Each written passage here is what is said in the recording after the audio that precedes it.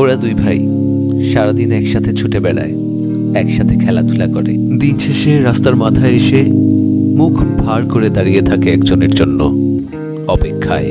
ওদের বাবা আজ 1 মাস নিখোঁজ। কথা ছিল বাড়ি আসবে, আরো কথা ছিল বাড়ি আসার সময় নিয়ে আসবে সাথে করে দুজনের জন্য লাল শার্ট। কিন্তু বাবা তো আর আসে না। ওদের সারাটা দিন কেটে যায় যেমন তেমন।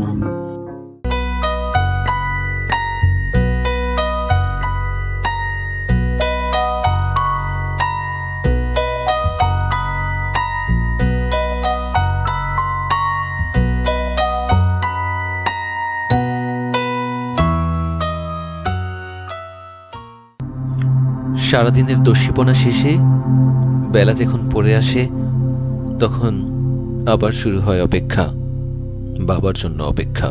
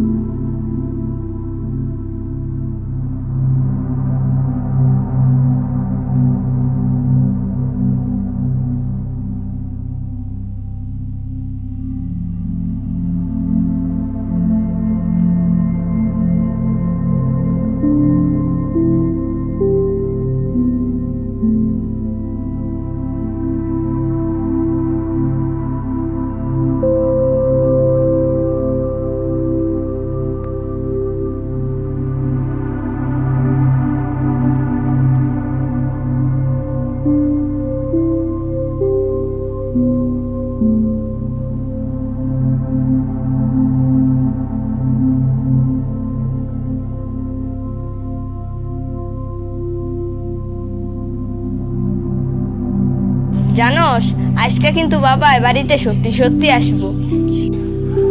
তুই তো এমনই বলস, বাবা তো আর আসে না।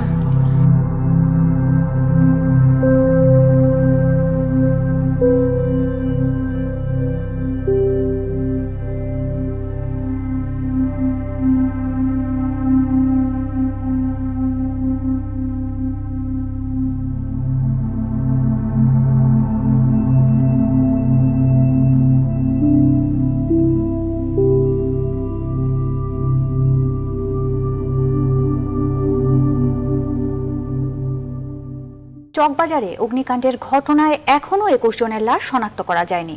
আর বার্ন ইউনিটে চিকিৎসারতদের মধ্যে 5 জনের অবস্থা এখনো আশঙ্কাজনক।